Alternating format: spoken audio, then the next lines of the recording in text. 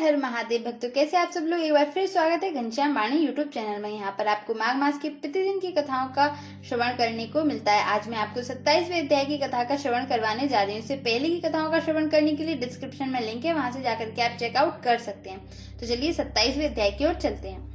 प्रेत कहने लगा कि हे पथिक, मैं इस समय तुम्हारे पास जो यह गंगा जल है मांगता हूँ, क्योंकि मैंने इसका बहुत कुछ महात्मा सुना है। मैंने इस पर्वत पर गंगा जल का बड़ा अद्भुत आश्चर्य देखा था, इसलिए यह जल मांगता हूँ, क्योंकि मैं प्रेत योनि में अति दुखी हूँ। एक ब्राह्मण अनधिकारी को यज्ञ कराकर ब्रह्म राक्षस हो गया। वह हमारे साथ 8 वर्ष तक रहा। उसके पुत्र ने उसकी अस्थियों को इकट्ठा करके गंगा में कनखल स्थान में गिरवा दिया। उसी समय वह राक्षसत्व त्याग कर सद्गति को प्राप्त हुआ। यह मैंने प्रत्यक्ष देखा है, इसलिए मैंने तुमसे प्रार्थना की है। मैंने पहले जन्म में तीर्थ स्थानों में बड़े बड़े दान लिए थे और उनका प्रायश्चित नहीं किया था। इसी से मैं हजारों वर्ष तक इस प्रेत योनि, जिसमें अन्न और जल मिलना अति दुर्लभ है, दुख पा रहा हूँ। इस योनि में मुझको हजारों वर्ष बीत गए। इस समय आप जल देकर मेरे प्राणों को, जो कंठ तक आ गए हैं, बचाओ। कुष्ठ रोग आदि से भी मनुष्य प्राणों को त्याग करने की इच्छा नहीं करता। देवहूति कहने लगे कि ऐसे उस प्रेत के वचन सुनकर वह ब्राह्मण बड़ा विस्मित हुआ और वह अपने मन में विचारने लगा कि संसार में पाप और पुण्य के फल अवश्य आ पड़ते हैं। देव, दानव, मनुष्य, कीड़े मकोड़े भी रोगों से पीड़ित होते हैं। बाल तथा वृद्धों को मरण, अंधा तथा कुबड़ापन, ऐश्वर्य, दरिद्रता, पांडित्य तथा मूर्खता सब कर्मों से ही होता है।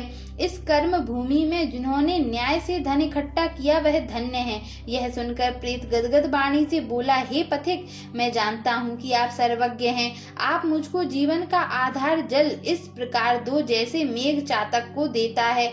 तब पथिक कहने लगा कि हे प्रेत, मेरे माता पिता भृगु क्षेत्र में बैठे हैं, मैं उन्हीं के लिए जल लाया हूँ। अब बीच में तुमने गंगा के संगम का जल मांग लिया। अब मैं इसी धर्म संदेह में पड़ गया कि क्या कांड वस्तु में यज्ञों को इतना नहीं मानता जितना प्राण रक्षा को मानता हूँ। इसलिए प्रेत को जल देकर तृप्त करके माता पिता के लिए फिर जल लाऊंगा। लोमस जी कहने लगे, इस प्रकार उस पथिक ने गंगा यमुना के संगम का जल उस प्रेत को दिया।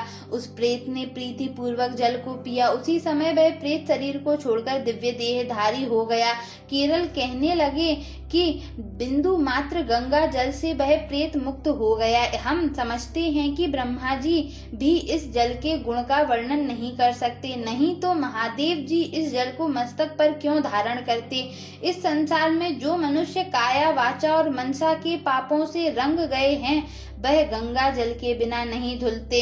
गंगा जल के सेवन से मुक्ति सदा सन्मुख खड़ी रहती है। जिसके जल को स्पर्श करते ही प्रेत प्रेतत्व को छोड़कर मुक्ति को प्राप्त होते हैं।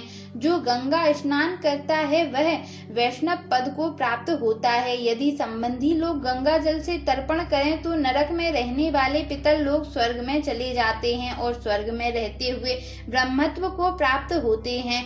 गंगा जल के समान और कोई मुक्ति का साधन नहीं है। वह प्रेत वहां से चला गया और 1 मास में जब माघ मास आया तो उसने सने हुए प्रयाग महात्म के अनुसार गंगा यमुना के संगम पर स्नान करके पिशाच शरीर को धारण कर भक्ति पूर्वक नारायण की स्तुति की और वह द्रविड़ देश का राजा गंधर्वों से सेवित उत्तम विमान पर बैठकर इंद्रपुरी को गया। सो हे द्विज, यह इतिहास पापों का जल्दी ही नाश करता है।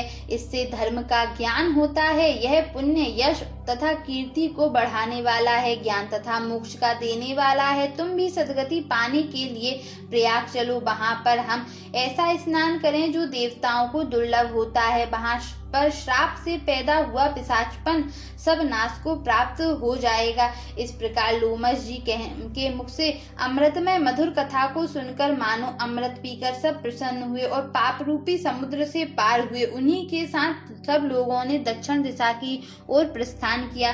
तो यहाँ तक मैंने आपको 27वें अध्याय की कथा का श्रवण कराया है। आगे की कथाओं का श्रवण करने के लिए अभी घनश्याम वाणी यूट्यूब चैनल को सब्सक्राइब करके बेल आइकन को प्रेस कर लीजिए, ताकि जब भी मैं वीडियो अपलोड करूँ उसका नोटिफिकेशन आपको सबसे पहले मिल सके। Thanks for watching.